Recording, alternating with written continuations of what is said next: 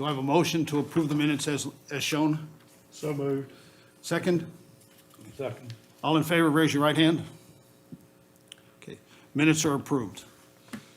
Next on the agenda, we do have a public hearing on the subdivision ordinance amendment.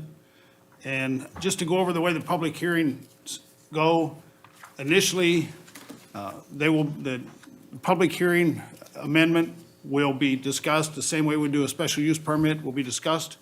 Then at that time, we will open the public hearing. We will ask that if there's any comments from the crowd here, we do have one person that signed in, and everybody that signed in or anybody that wishes to speak, we ask naturally that you come up to the podium, state your name, where you live in the county, and we ask you to limit your comments to 5 minutes. After the public hearing is closed, then the board will review the ordinance in this case, or any special use permit or what's on the agenda. The board will review that. We may ask for comments or questions, and then from that time, then we will make a decision on whether we will approve and pass on to the County Board of Supervisors, whether we will table it, or whether we will turn it down. Okay, with that in mind, Mr. Love, if you could give us an overview? Yes, Mr. Chairman. Chairman, no mic? Yes, now it is. Mr. Chairman, members of the Planning Commission, the Prince Edward County Subdivision Ordinance currently does not provide any agricultural exemption for perking a well and septic site that is for a parcel that is intended solely for agricultural use. While the comprehensive plan encourages agricultural and forestry as an industry in the county, the ordinance does not directly support these goals and objectives in order to preserve farmland for active farming activities as it pertains to large tract subdivision. An exemption to perking a new lot meant for agricultural or forestry use not only reduces the cost to the purchaser, but also the time it takes in order to obtain soil work and obtain health department approval. The suggested new language accomplishes this goal while preserving the intent of the subdivision ordinance. At the January meeting, staff prepared a draft document with new language and description of the development standards for consideration that will clearly allow for agricultural and forestry uses, more clearly define a family subdivision, and other language to better clarify the standards in the ordinance. This public hearing was duly advertised in the Farmville Herald on January 2nd and January 9th editions of the Farmville Herald. I think that's a typo. I apologize. February 2nd and February 9th editions of the Farmville Herald. In your packet, you have the subdivision ordinance amendment and the public notice advertisement. I have had no comments for the record as of this writing, other than I did have a conversation with Mr. Yates, who talked to me today and expressed some concern over the 50-acre standard in the ordinance. And I'll answer any questions you might have. Does the board have any questions for Mr. Love at this time? With that in mind, we will open the public hearing. We had one individual that signed up as a speaker, Mr. Jesse Yates.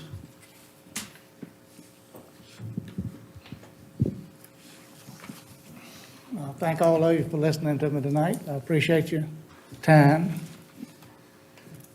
But my concern over 50 acres and a perk site, the reason this meeting is coming about tonight is because I got caught in it a few months ago. I bought 100 acres to plant pine trees on, and I had to get it perked. In the past, I had bought land, and I did not have to perk, but just so Sir, why can't we go apologize. back? Sir, I apologize. Can I ask a question? Would you possibly remove your mask? That way everybody can understand a little better. Is that You're better? fine. Yes, sir. Thank Okay, you. thank you. Well, did you get the part where I got caught up in this about 3 months ago? Heard a portion of that. I bought a tract of land over 100 acres to plant pine trees on, and I had to put a perk site on it before I could record my deed. All right, the same thing with 50 acres. If I want to buy 50 acres of a portion, why would I want to perk it if I'm going to plant trees, farm, or whatever? Just because you buy a 50-acre tract or a 20-acre tract doesn't mean you're going to have to put a house site on it. Or if I got 5 grandkids and want to cut them off 20 acres or whatever, why should I put a perk site on it until they decide whether they want to live there or build there? That's the first thing you have to do when you build a home, is have a perk site. And that's the way it's been for many years, and what's wrong with that idea today? Does anybody have any reason why we should perk it just because you buy a tract? Well, I'm a little confused about that because I am in real estate. I sell pieces of land all the time, that somebody might be wanting to build on it and will be contingent on a perk site, or somebody might just want it for recreation and not have a perk site. And I don't recall that they haven't been able to purchase it and get it recorded without having to have it perked. Is there something special about this property? Any subdivision of land in Prince Edward County, and there are statements in our code that any subdivision shall currently, any split of a parcel, take one parcel and create a second lot out of it. The new parcel, currently as it's written, shall be perked, approved by the Health Department and VDOT. Okay. There are no exemptions today. Right, so he was trying to purchase, or he did purchase a property that was being subdivided. It wasn't just, He was creating a new 100-acre tract with the intent to plant trees on it. He had no intent to put a home Right. in this Correct. instance. well, okay.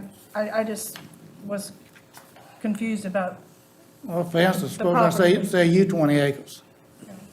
Now, you got 20 acres of land, you got to put a perk site on it.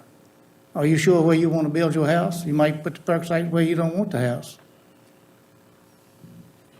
That's the reason I'm saying, why do we have to perk it right now? That's perk it when you decide where you want to build your house.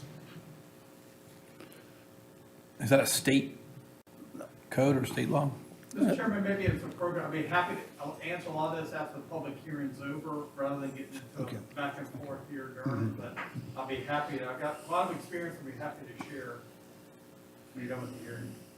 I think the biggest thing is, we are trying to revise the code. That's why this revision came up here, was ordinance amendment. We're trying to amend the code because of some of these possible issues here. So we're trying to amend the code. Correct.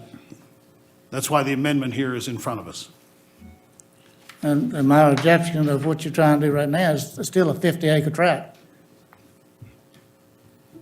It wouldn't have covered my 110 the way I just bought. I wouldn't have had to do it. But if I go ahead and buy 50 more acres, that means I still got to perk it. We look at the amendment as trying to set a base, and the decision was to go with 50 acres. That's Well, all. let's look at the base and see if we can lower the acreage on it as low as we can. But my grandkids, you know, I don't know if they're gonna build down here, but they're welcome to if they want to. And it's hard to make a decision whether you want to put your house on this end of it or the other end of 10 acres, or,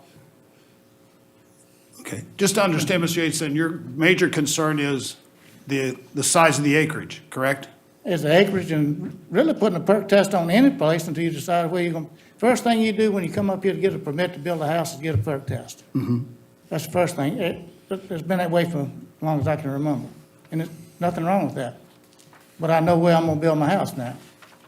But if I buy a tract of land and I don't know where I'm gonna build my house, I got a perk somewhere, and it might not be the site to get to the house, to the house. Have to relocate your house to the perk site. That doesn't make any sense. Okay. But I appreciate if y'all Okay, consider we it. Thank appreciate you your for comments, time. sir. Thank you, sir. Thank you very much. Mr. Chairman, I got clarification there. If I have a 30-acre tract of land planted pine, I want to split that for two grandkids, 15 acres apiece. They would have to have a perk site on each one of those parcels. The way it's set The up. way it stands now. The way it's set up, yes, sir. Well, let me do this as we continue with the public hearing. Does anybody else, either in the audience here or on the phone, wish to comment for or against? Is anybody on the call? Okay. With that in mind, we will close this portion of the public hearing so the board can review.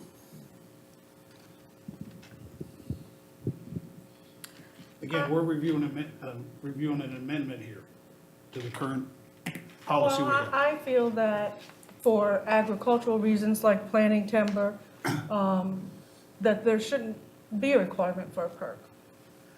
But if you're doing a family subdivision or something like that, then what, unless they're gonna be planting timber or something as well, then there should be. And If why it's would there, residential in nature, there should be. and why would the perk site have to be determined, Well, the soil well determines before any where it perks. permitting? building sites. Well, before any permitting to You building. put where you want your house to go, and then they try to perk it in that location. Mr. Chairman, I just had a couple,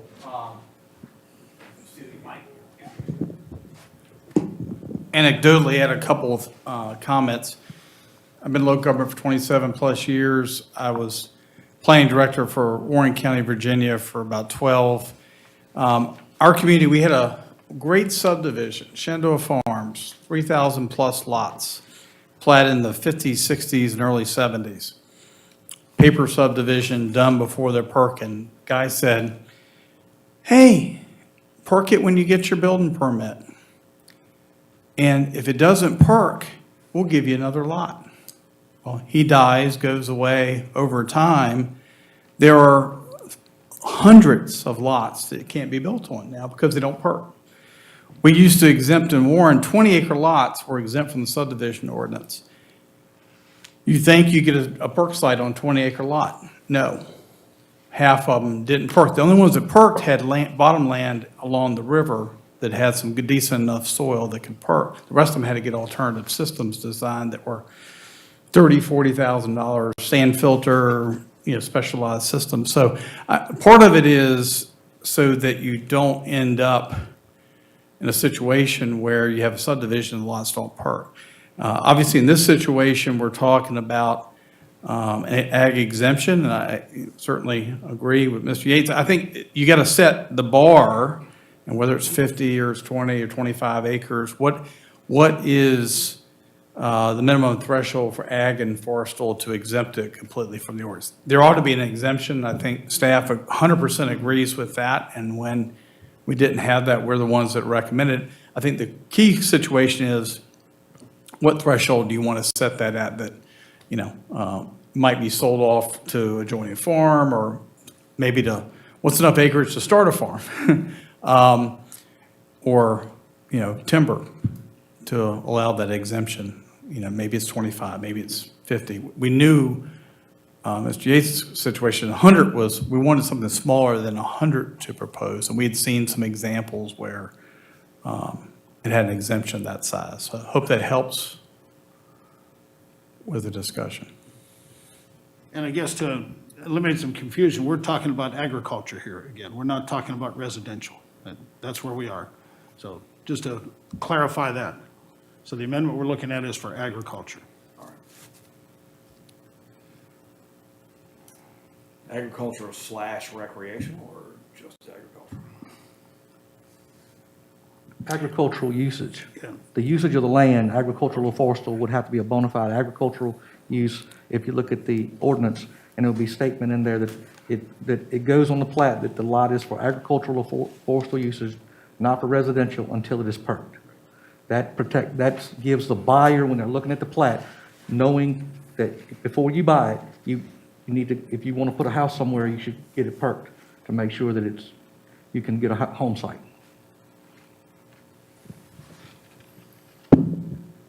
Yeah, I think so. Because, in the county, there's a lot of property zoned agricultural that have residences on them. And, unless you're, in town or something, the majority of them are, or a subdivision. But I feel like if it is what you just said, if it's in the deed and runs with the land, if they are truly using it as a farm or agricultural, then they should be exempt from having to have a perk.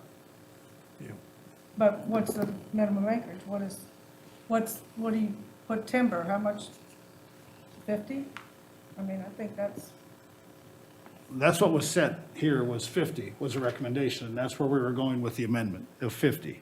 Now, if we decide as a group to amend that, we would have to come back with another public hearing for a different acreage. That's what we're talking about here. So the way it reads right now, the amendment is for 50 acres.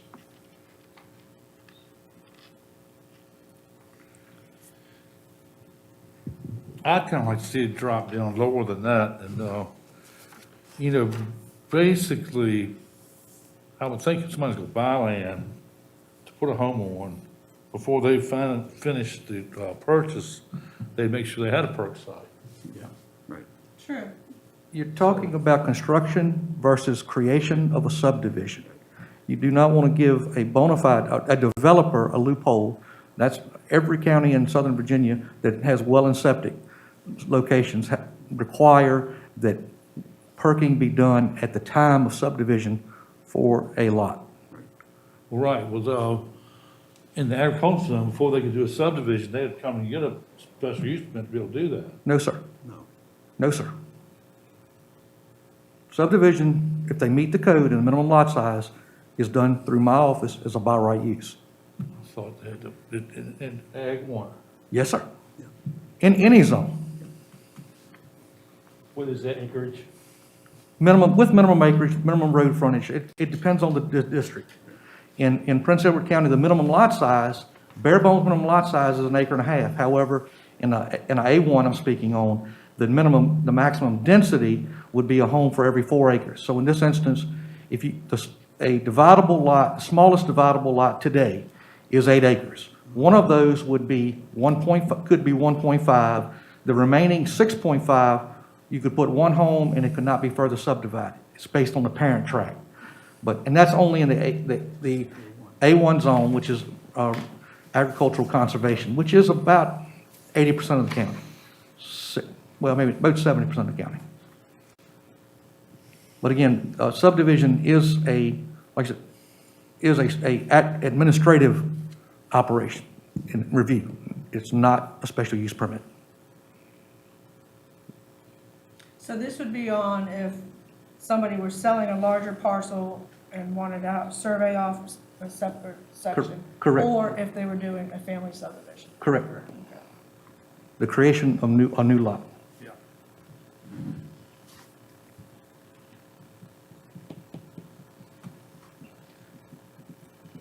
I'd still like to see it changed to 20 acres. I guess the question is 20 the right number? If we're going to look at change from the 50, we'd all have to agree and then come to a separate public hearing to determine, we would have to come in advance with that number. You know, I mean, if it's 25, I mean, based on what Doug's saying, I mean, it would be wise to do something smaller, but what is your reasoning, Bobby? I mean, what do you think? You know more about it than I do. Well, it's real often that, you know, people that are doing it just for agricultural use will buy a 50-acre lot and have no intention of, you know, building on it. And I would think, well, I mean, it could be a situation where you couldn't find a perk site on 50 acres. Like I said before, if I'm gonna buy a piece of land and intend on building on it, I'm gonna make sure it's perked before I purchase it. But keep in mind, this exemption would apply to an agriculturally used property or a forestal use property. It's just, that would be the stated use. Right, but anything 50 acres or under is gonna have to be, we won't be exempt. That's correct. Yeah. And even over that, if someone doesn't have a bona fide agricultural or forestal use, they have, I mean, you look at it's statements that go on the plat and on the deed. But yes, it's 50 is a threshold.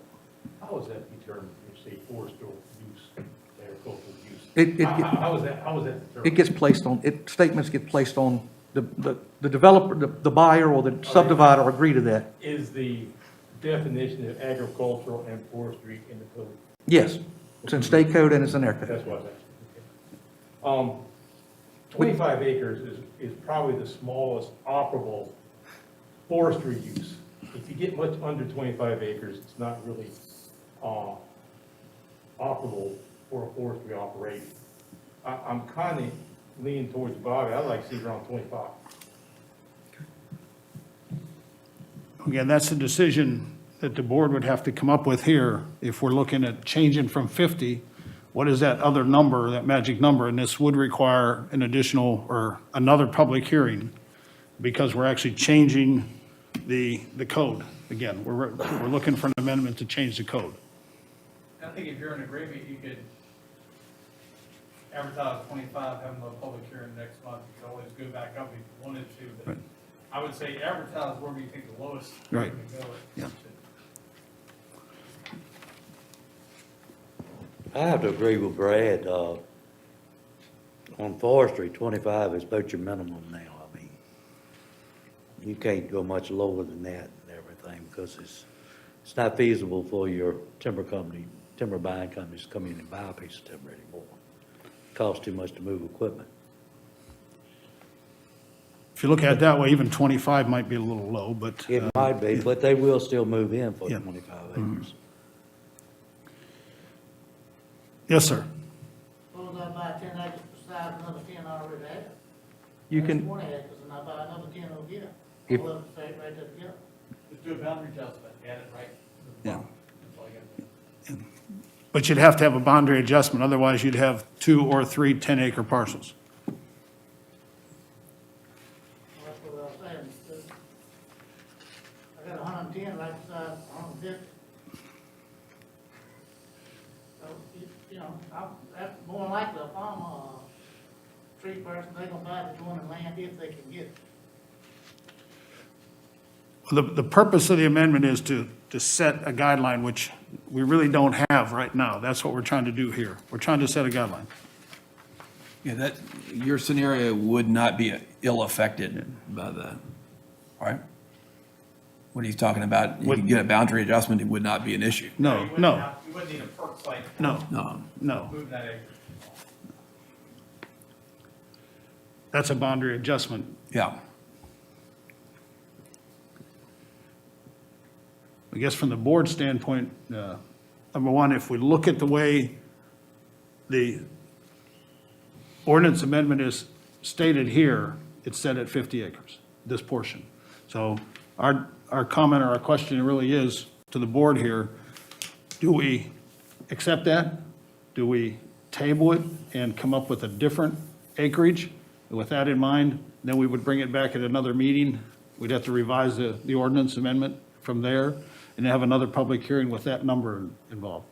My only comment to the board here is we ought to do it one time if we're going to do it. yeah. And the premise, right, is, as Robert said, is not give someone an in-run around the law and have an environmental issue.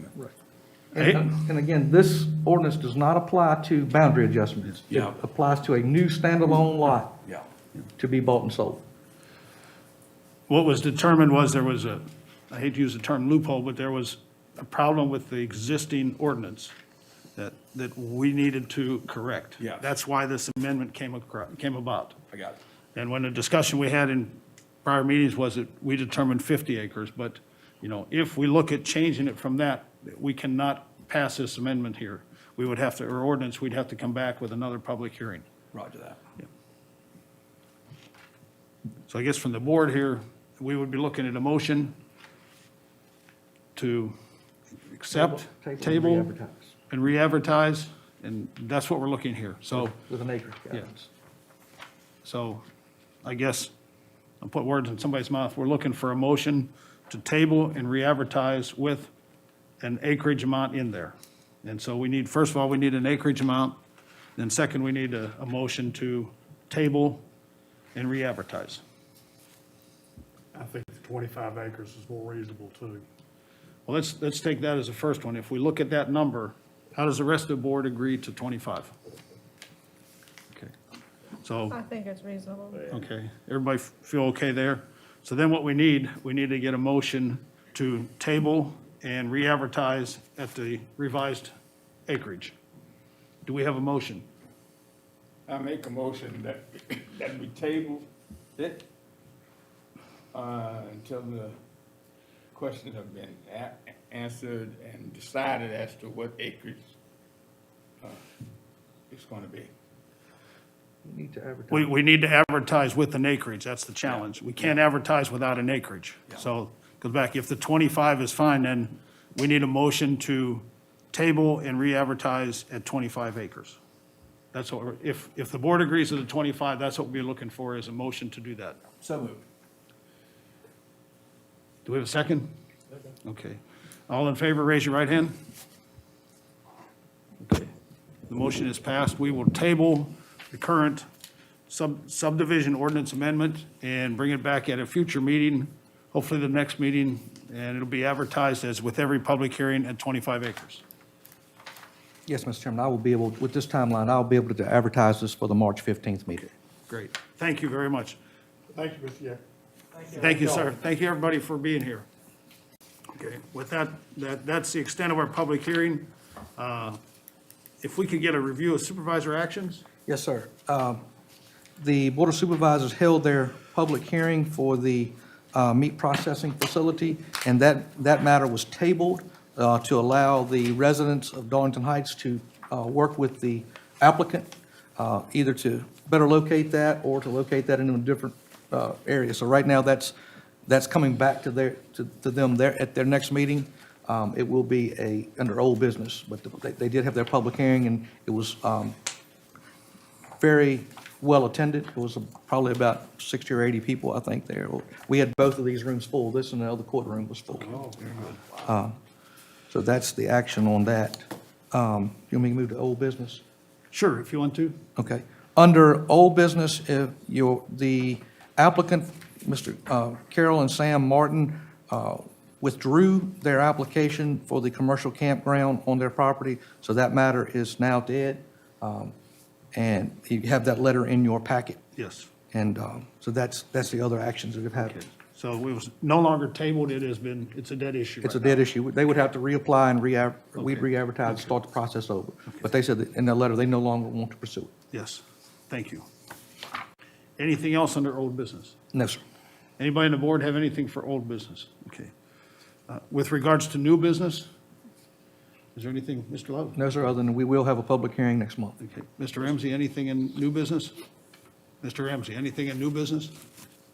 Do you have anything for new, okay. One thing, Mr. Chairman. Oh, can I ask Robert a question? Yes, sir. Yes, I know it was brought up at the hearing, the Board of Supervisors hearing, about advertising for any kind of stuff like this, what Yeah. everybody's applying for tonight or in previous. Is the board gonna be looking at a different way to I can- advertise it? I can address that.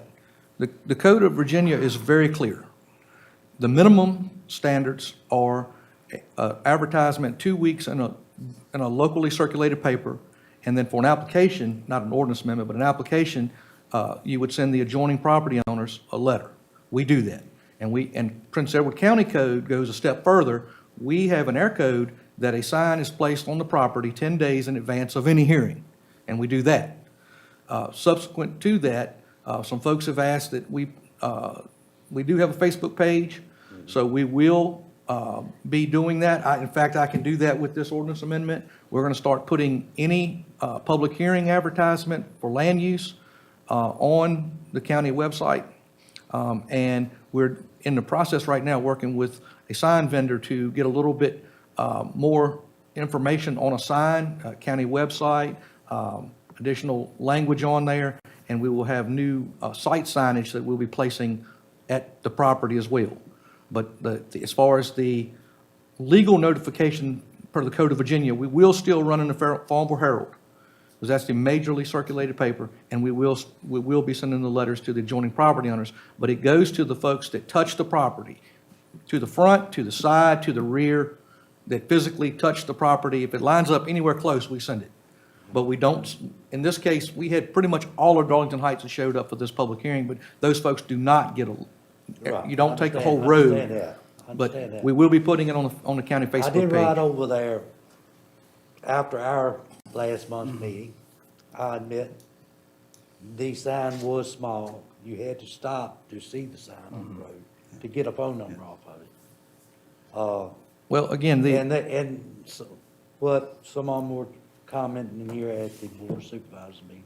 about the size of the sign, and I know y'all are working on that. But the night of the supervisors meeting, I had one lady who wasn't, she lived 2 miles up the road. She gave me a royal butt chewing because I didn't make a public announcement and put it on the Dalton Heights sign to have a public meeting out there to let everybody in Darlington Heights know about it. I told her it Shame wasn't on up to, you. I told her it wasn't up to me.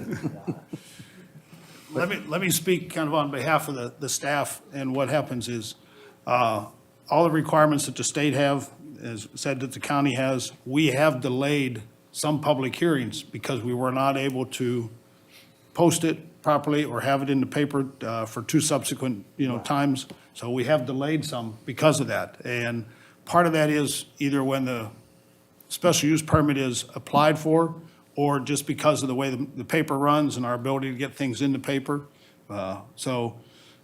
There, it is state code, and we adhere to that, plus what we do in addition to that. And I think the Facebook is a great idea. The only thing I will say is you're not going to please everybody. No, you're not. No, but if we follow the guidelines, then we've done our job. And Mr. Chairman, it's also, it's on the county website. Right. It has Yeah, been years. they're all on And I there. think Facebook will be another Yeah. great avenue to be able to get the information out. So Yeah. I know not everybody has a computer, so that's why we still do the newspapers, still do the signs. And the mailer. When- That, I didn't mention, we have all, since I've been here, and I've been here almost 2 years, we always, when we run the ads, we always have, we have a public notice button on the county website that people can click. Right. The entire application is live on there, so people can read the entire application when those notices are mailed out. Because I send it to Karen, and she posts on the county website. So we've been doing that, but again, Facebook is an extra step. Yeah. And again, the signage is not a state requirement. It is something that Prince Edward does do, and it's, there are only a couple of counties in Southern Virginia that do that. But that's a good thing. It gets it on the property. You know where the application is. The sign size, we've been using the same size probably a decade, but we're gonna try to do a little better on that, and we're working with a sign vendor to come up with something we can place on the property pretty easily on any ground, and dress it up too, put the county logo on it, so it's a little more official and kind of grabs your eye. Yeah. All right. I think from the planning commission and the county board of supervisors, the desire is to let everybody know about this. Yes. But the only avenues we have right now are what's going on, and What's adding so Facebook is tough. another avenue. Also, I did talk to the gentleman that owned the land to the west of the property with the brick house, that all the opponents of it were, he didn't even speak. He was sitting in the courtroom. He was sitting right behind me, and I asked him, because I sent a message to him to call me before the planning meeting. Did he have any objections to it? He never called me. And the night of the meeting, I said, did you get a letter? He said, a letter came to my residence addressed to the previous landowner. It came to my 911 mailbox number. He said, we have been there less than a year. So since it went to the previous landowner, he forwarded it on to her, took it by there, put it in her mailbox, and he said, as far as he know, he said that was a letter, but he didn't know what it was about, and it was addressed to the other landowner, the previous landowner. I can address that. By code, we are to send the letter to the owner of record that's on tax records, and I do that. So if that sale has occurred and the tax records haven't been updated, because there is an annual on that, then it would have, Well, that's that what could happen. on that piece of property. But I do check the live, we have an internal system we have in my office, but I also check the current tax records to make sure that the ownership is the same. But again, if it's a more recent transfer, that can happen. Yeah. But we do send it to that address. Anything else for the good of the board? Okay. With that in mind, I'd like to state our next meeting will be scheduled for March 15th at 7 PM, and meeting adjourned.